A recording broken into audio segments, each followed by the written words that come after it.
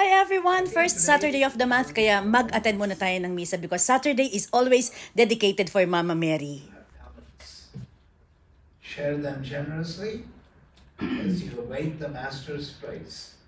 Come, share in my joy.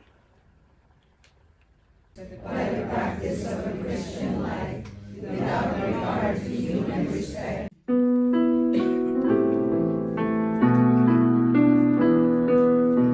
Looking for light, we wait in darkness.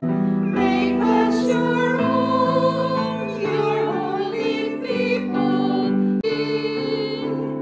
Christ be our light, shine in our hearts, shine through the darkness. Christ be our light, shine in your church, gathered today. Kita ko sa inyo kung gaano karaming Pilipino ang pumupunta dito. Saturday pa lang ngayon guys, Saturday morning. So katatapos lang ng misa namin, pero dito kami nag-crave na pumunta ni Daddy ng breakfast. Alright, meron din silang creamers. Ganda naman, creamers and sugar and regular sugar. And ito yung coffee nila. Oh, so Pamana 3-in-1 coffee. Pero hindi ko talaga ginagamit the whole thing kasi masyadong matapang. Kaya ang ginagawa namin, naghahati kami ni Daddy. Mayroon siya. Tapos a little bit of that coffee galing naman sa akin. I can't have a lot of coffee kasi masyadong mataas sa caffeine yan. Di bagay kay Ma'am Shiteta sa aking hypertension. Oy, ito na pala, may mga gawa na silang ganito. Nakapack na $9.99 naman to. May itlog, mayroong fried rice and tocino. Yan din. Ganito pala yung in-order namin ni Daddy. Yan.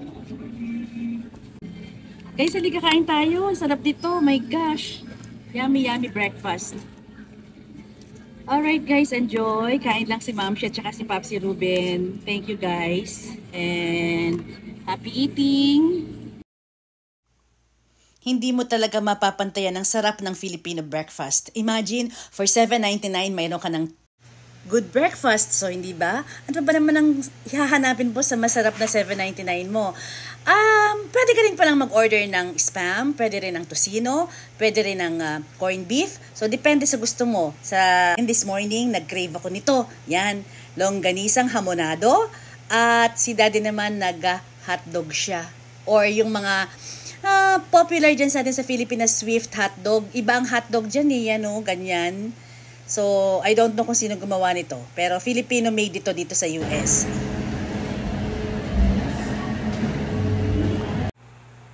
And of course, hindi mawawala ang dessert. My God, after a meal talagang laging may dessert.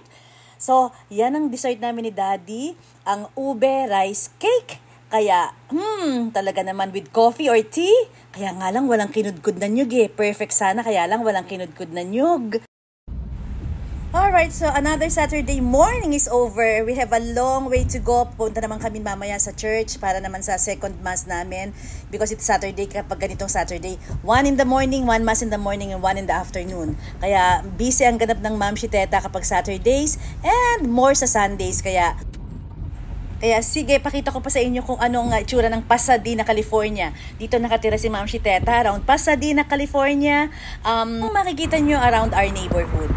So anyway, see you guys on my next vlog and thank you for always watching this short video. Short ba? Short ba? Anyway, see ya guys. Love you. Mahal ko kayo.